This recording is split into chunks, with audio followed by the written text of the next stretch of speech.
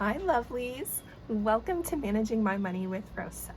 Today we are going to talk about budgeting, how to budget, different ways to look at budgeting, just getting a foot in the door. For those of you that don't budget, I used to kind of be one of those people. I would sort of budget but not really budget. I would just look at how much I was spending on my big bills.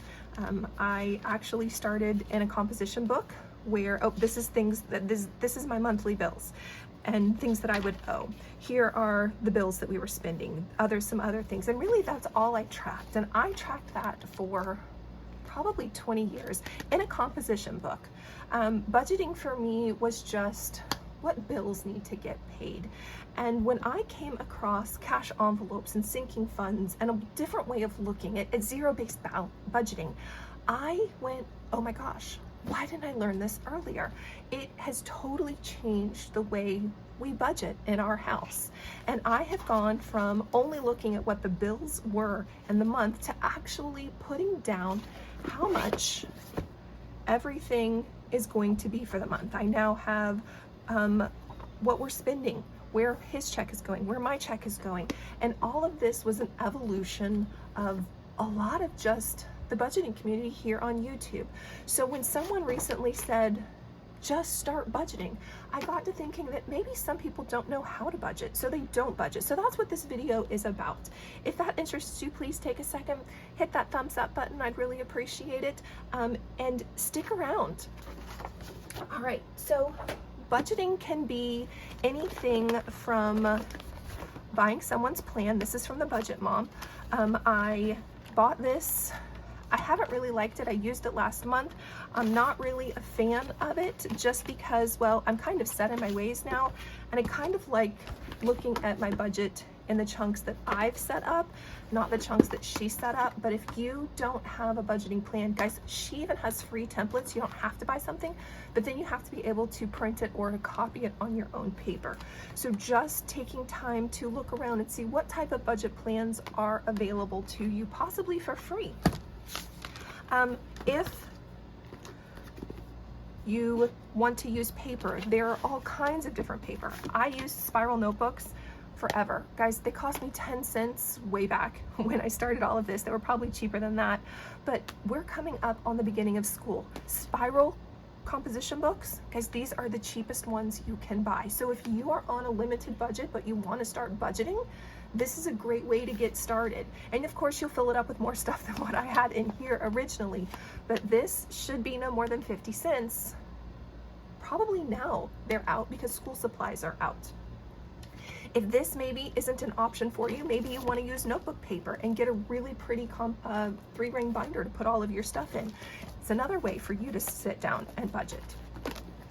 My youngest, guys, how many school supplies have you bought? How many composition books have you bought? How many 3-ring binders have you bought that they either didn't use at all or they used like 3 pages in the whole thing? Guys, recycle theirs. This is one where we've cut out because he didn't use all of it, so we cut out the pages. This is now something that if I wanted to budget in it, I could use this to budget in. Again, with school supplies being on sale, this should be no more than $1 if you want a composition book instead of a spiral. You can also get these types of pages. Now, I think these are like $5 now. Excuse me. They have gone up in price since I bought this one, but this is a way for you to write down what the different item is and then where it's all going inside of all of that. So just a way to use something that's pre-sorted for you. For me, this was a splurge 2 years ago, September of 2021, so almost 3 years now. 2 years. This was a splurge for me at $7. I couldn't believe I actually spent that much money on it, but guys, I love this. I have to tell you that I will not be going back to a spiral again. Instead, I'm gonna get some type of book like this, but it keeps all of my stuff. And for the longest time, I would even write notes to myself about where money needed to go, things that needed to get swapped around. There was always a page in here. So I just kind of used it how I wanted it and how I needed it. And I don't write those notes in here anymore but instead now I have my spending plans inside of here for all of our checks. And it is just a great way to have all of this. Now I have to tell you, I am a numbers nerd. I love all things numbers.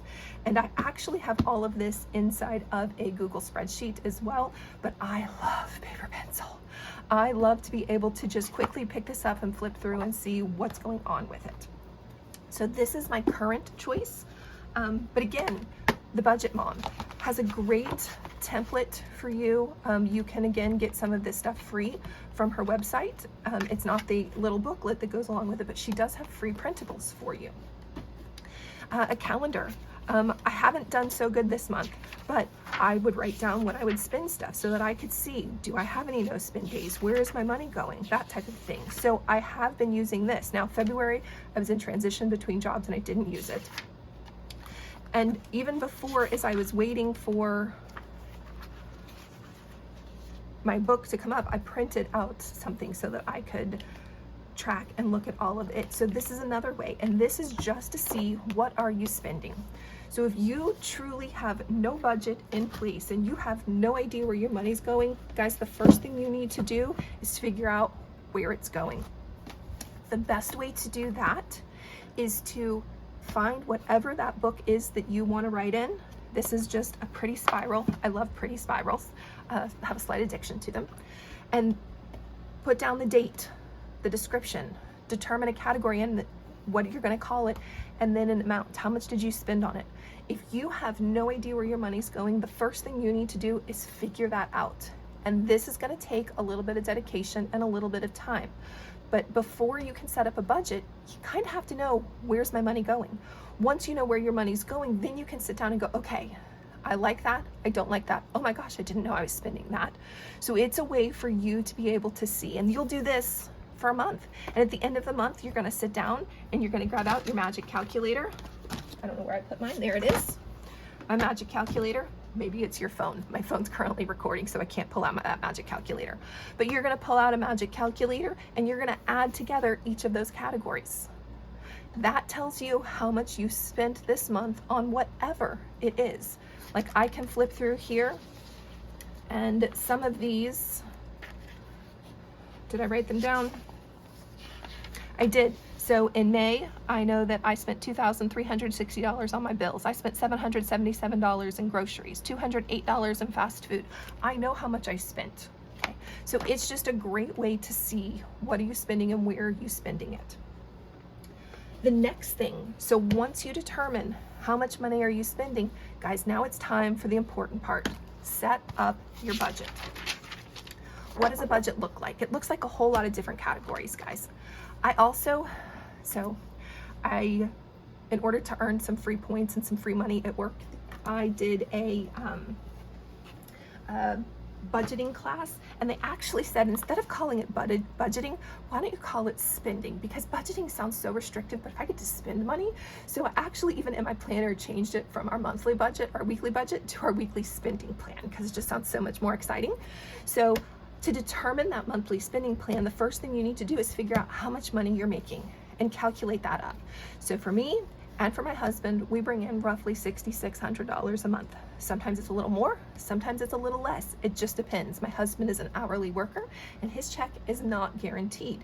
So I know immediately how much the two of us are bringing in roughly. And I do a low estimate on both of us so that hopefully we come in above that. Once you know what your income is, then you need to sit down and you really need to figure out, what are those fixed expenses? What are the things that have to get paid this month? If I don't pay my mortgage, I don't have a roof over my head. If I don't pay my car, they're gonna come take it from me. Well, I don't have to pay my student loan right now, but I do. Dental insurance for me. If I don't pay dental insurance, then my husband's oral surgery that he had, he still has a couple more appointments. We can't finish those out. Car insurance. If I have a car, I'm supposed to have car insurance, so I need to make sure that. My electric, if I don't pay it, they're gonna turn it off. Cell phones, guys, those are our only phones. We have to have them. Wi-Fi, and then our son has a phone. So our monthly bills, I figured out what those were. These are called fixed. Now, my electric is $200, I put down $250 and I consider it fixed. However, really it's variable. Fixed means that it's the same every month. Variable means that it changes just a little bit. So for me, my electric is a variable expense, but I treat it like a fixed expense, and I always estimate high. So when I have more, so when it comes in less, like this month the electric bill was $218, so that extra $218, 20, so the extra $32 that I have got to go into something else. So I just consider it fixed for there. Once I know what my fixed bills are, I take my income, subtract that, and I know how much I have left to continue spending. And for me, that would be $3,770 after those were paid. Then I come in and I figure out, what are my cash funds? This is how I work my system. What are the cash funds? What are the things that I want to make sure that I have money for? And these are variable. Sometimes it's a little more, sometimes it's a little less, sometimes it's not at all. So we have money for my husband, fast food, gas, groceries. Our youngest has an allowance, paper products, sorry, couldn't talk, pet products. This is for me to go to do my Dunkin' runs, toiletries. And I know that that's roughly $2,000. So I know I have $1,600 left, $1,685. And from here, then I can sit and go, okay, what are the next things that I would like to do? So what are the extras, things that I want? For me, that extra is a future. I would like to put some into savings and some into an IRA. For me, these are non-negotiables. For me, this is also a non-negotiable, but sometimes it has to change just a little bit. So I know that I want to put $800 towards our future, which leaves me with roughly $900, a little less. Then there are certain sinking funds, certain things that I need to have money for every single month so that when that bill comes due, I know I have it. For that, we have a family birthday. We have 6 of us in our family. Everybody gets $100. That's $600 a year. 600 divided by 12 is $50 a month. I know that if I don't want to feel the squeeze because it's somebody's birthday, I know that I need to put $50 aside every month so that I have money for family birthdays. Our youngest for school, he needs anywhere from $50 to $75, and that's because $50 goes into his lunch account, and then I use that other $25 for things like his ROTC uniform. Maybe he needs supplies for a class in the middle of the year, that kind of thing. So I make a point to at least put $50, but I try to put $75 in every month. Tax. I don't know about how many of you out there, all of a sudden that when it's time to get tags for your car, you go, oh my gosh, I don't have the money. I don't have to worry about that because I now know I put $15 to the side every month for our tags. And in doing that, I can handle 15. When it comes and it's $250, I can't handle that because there's no place in my budget that I want to take $250 from. So instead I put it to the side $15 at a time, and magically it appears. It's fantastic. I don't have to worry about my tags. And these are recurring sinking funds that happen every single month for me. Non-negotiable, that's $140. So I take that $885, subtract it, I now have $745 left. So then I go into all of my extras, the things that I would like to do throughout the year. So I want to fund Christmas, Thanksgiving, Easter, Valentine's. I'm going to need some clothes, car maintenance, the yard, gifts, medical, miscellaneous, vacation. And I figure out how much is it going to cost me. And I do that by determining how much I want to save for that thing. I divide it by 12, and then I come up with a per month value. So for Easter, I want $50. Guys, if I save $5 a month, really I've saved 60, not 50, but $5 a month doesn't sound like a lot. $50 in a chunk, that's a lot of money for me. So I have figured out a way to break it all up. And if I do it in this order, that's $580. Minus where I was a minute ago, I still have $165 left to spend. And this is just for the month. And I've already started to work on saving for everything that I really want to. So then we start to look at, for us, upcoming large purchases. Now, we have a variety of things here. Some of these are outrageously huge. Some of these are very little and could be taken care of quite quickly if I was to refocus my money. So these are things that we're trying to save up for the future. I also have a 1 month ahead fund in which I want 5,000 and a 3 to 6 month which I want at least 30,000 in. So that 165 starts to creep into here. Now 165 is not going to fill a lot of this very quickly, and I know that, and I'm okay with that as long as I can see them growing. Like, I just recently finished the $5,000 for my daughter for her wedding, for her to have, and now I'm working on my 500 for me.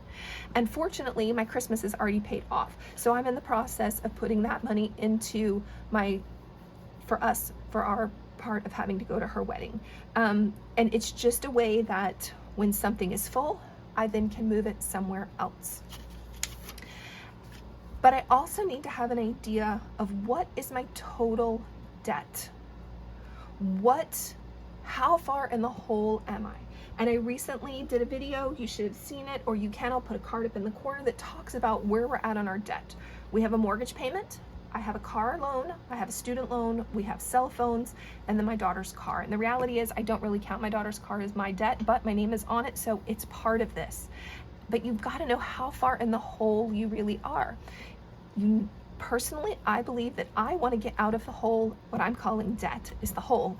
I don't want to owe other people. I want to be able to spend my entire check on me, on my husband, on my children, on my grandchildren. I don't want to be sending it to the car payment. I certainly don't want to be sending it to pay off my student loan. So I'm working on clearing out my car, my student loan, the cell phones as fast as I possibly can. Those 3 things. Roughly, we owe 50,000 on those 3 things. And now it's a matter to see how fast can we make those go away while still working on putting and saving for everything else. But getting out of debt for me is a priority. And the last thing, oh, that doesn't go with this. Okay. So when you start to look at a budget, guys, I strongly suggest you start with determining how much are you spending. Figure this out. And in the background, start to collect all of this information so that you can figure out what does your spending plan need to look like to help you be successful.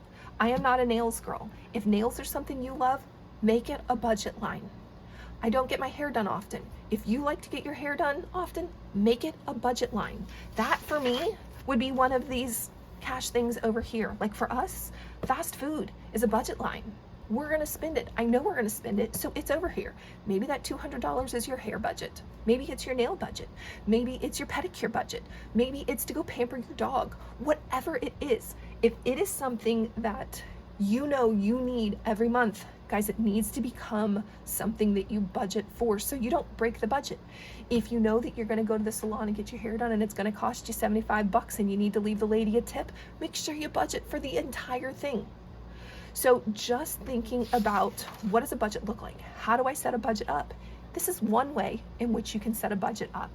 There are lots of other methods online that you can go look up, like the Budget Mom. Hers is slightly different. It's organized a little differently than how I've said, but it still gets at the heart of the same thing. Dave Ramsey has some free stuff you can get. Again, it still comes down to the heart of what I've said. Write stuff down. If you are a numbers and you love spreadsheets, put it into a spreadsheet. Put in your formulas. Figure it out. My spreadsheets, I love them. They auto-calculate everything for me. I put a number in and it tells me how much I have left. It's amazing. So whatever works for you, but start somewhere, guys. If you have any questions, please drop them in chat. I'd really love to hear them. And I hope you have a great day. Bye, guys.